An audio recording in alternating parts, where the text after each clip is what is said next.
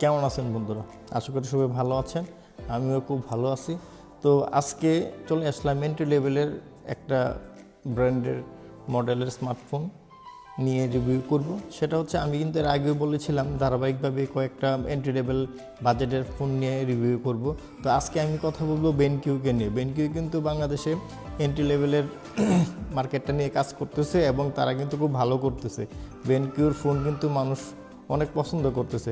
তো আজকে যে বেনকিউর ফোনটা নিয়ে আমি কথা বলবো, চলেন ভিডিওতে চলে যাই, ওই মডেলটা সম্পর্কে আমরা বিস্তারিত জানি। তো আজকে বেনকিউর যে মডেলটি নিয়ে কথা বলবো সেটি হচ্ছে বেনকিউ V91 প্লাস। এই ফোনটির সাথে আপনারা অনেক স্পেশাল কিছু পেয়ে যাচ্ছেন। এই ফোনটিতে কিন্তু ব্যবহার করা হয়েছে 90 Hz রিফ্রেশ রেট এবং 80 ওয়াটের চার্জার, 5000 এমপিআরের ব্যাটারি এবং ট্রিপল সেট আপ ক্যামেরা। ফোনটাকে কিন্তু একদম আইফোনের সেট আপ দেওয়া হচ্ছে, মানে এর ডিজাইনটা। তার সাথে এটার মধ্যে পেয়ে যাচ্ছেন টাইপ সি পোর্ট, 6.56 ইঞ্চি IPS LCD 90 Hz refresh display এবং ফ্রন্টে পেয়ে যাচ্ছেন punctual cutout camera set up.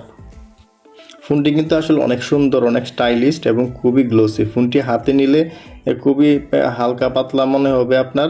এই ফোনটিতে দেওয়া হচ্ছে অ্যান্ড্রয়েড 13তে ফোনটি রান করছে। চিপসেট হচ্ছে T606, CPU অক্টাকোর 1.6 GHz দেওয়া আছে এটাতে। তো এই ফোনটির দিয়ে কিন্তু আপনারা হাই লেভেলের কোনো কাজ করতে পারবেন না। নর্মালি আমরা আসলে ডে টু ডে যে কাজগুলো করি, ধরেন সোশ্যাল নেটওয়ার্কিং, তারপরে হচ্ছে ফেসবুক, ইউটিউব, এই ধরনের কাজ যারা করি, নর্মালি যারা ফোনে কথা বলি, ইমোতে কথা বলি, এই কাজগুলো যারা করি তারা কিন্তু আসলে এই ফোনটি ইউজ করে সবচেয়ে বেশি স্বাচ্ছন্দ্য বোধ করবেন। এই ফোনটি কিন্তু আসলে গেমারদের জন্য না। হ্যাঁ, তবে গেমিং করতে পারবেন টুকটাক, লো লেভেলের গেম যেটা আছে টাইম পাস করার জন্য, ওই গেমিংগুলো করতে পারবেন। আর অন্যান্য গেম যদি খেলতে চান তাইলে অনেক ফ্রেম ড্রপ, তারপর ল্যাগ, এগুলার সম্মুখীন হইতে হবে আপনাকে। ফোনটির ডিসপ্লেতে হচ্ছে IPS LCD 6.6 inch, refresh rate 90 Hz এবং ব্রাইটনেস পাবেন 500 নিটস। ফোনটির primary camera 50 megapixel plus 2 megapixel, সেলফিতে পাচ্ছেন আপনার 8 মেগাপিক্সেল ক্যামেরা সেট আপ। এবং ফোনটির ক্যামেরা কিন্তু যথেষ্ট ভালো। আপনার রিয়ারে যে 50 মেগাপিক্সেল ক্যামেরা, সেটার আপনার ক্যামেরার যে ফটোগ্রাফি সেটাও ভালো, এবং সামনে যে 8 মেগাপিক্সেল ক্যামেরা ওইটাও ভালো। ফোনটি আপনি 128GB র্যামে বাংলাদেশের মার্কেটে পাবেন। এই ফোনটির প্রাইস হচ্ছে 12,499 টাকা। তো বন্ধুরা, প্রোডাক্টটি সম্পর্কে তো আমরা বিস্তৃত জানলাম।